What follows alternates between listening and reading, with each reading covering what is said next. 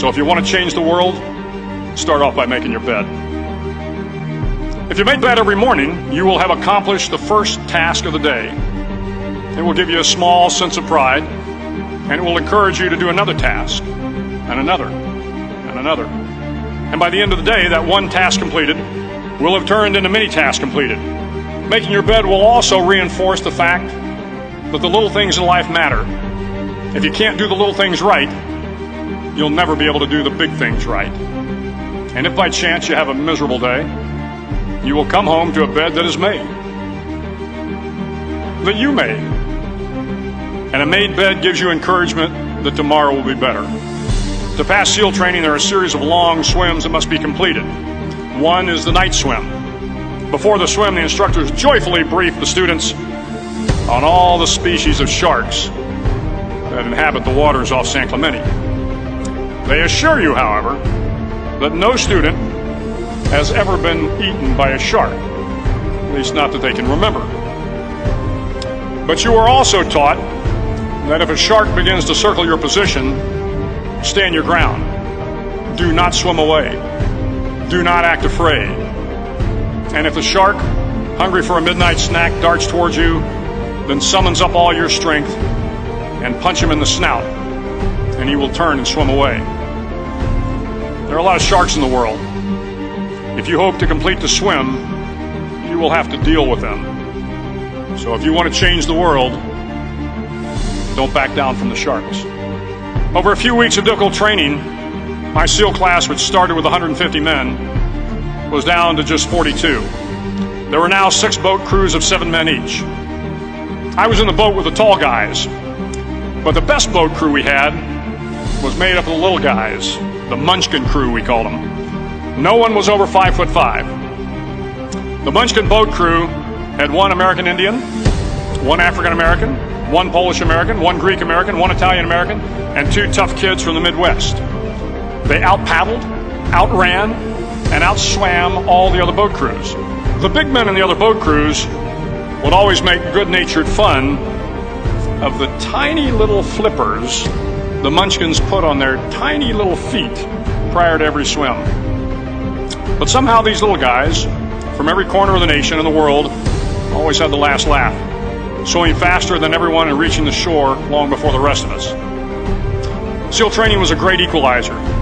Nothing mattered but your will to succeed, not your color, not your ethnic background, not your education, not your social status. If you want to change the world, measure a person by the size of their heart, not by the size of their flippers.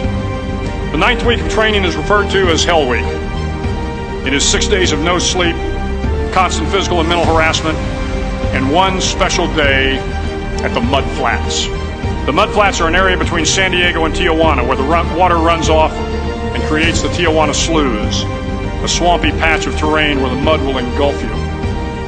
It is on Wednesday of Hell Week that you paddle down to the Mud Flats and spend the next 15 hours trying to survive the freezing cold, the howling wind, and the incessant pressure to quit from the instructors.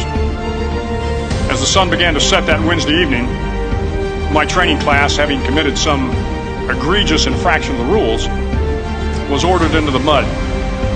The mud consumed each man till there was nothing visible but our heads. The instructors told us we could leave the mud if only 5 men would quit. Only 5 men, just 5 men, and we could get out of the oppressive cold. Looking around the mud flat, it was apparent that some students were about to give up.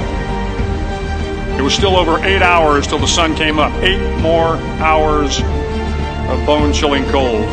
The chattering teeth and the shivering moans of the trainees were so loud, it was hard to hear anything. And then one voice began to echo through the night. One voice raised in song. The song was terribly out of tune, but sung with great enthusiasm.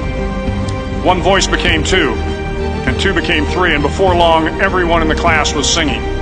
The instructors threatened us with more time in the mud if we kept up the singing, but the singing persisted, and somehow the mud seemed a little warmer, and the wind a little tamer, and the dawn not so far away. If I have learned anything in my time traveling the world, it is the power of hope. The power of one person, a Washington, a Lincoln, King, Mandela, and even a young girl from Pakistan, Malala. One person can change the world by giving people hope. So if you want to change the world, start each day with a task completed. Find someone to help you through life. Respect everyone. Know that life is not fair and that you will fail often.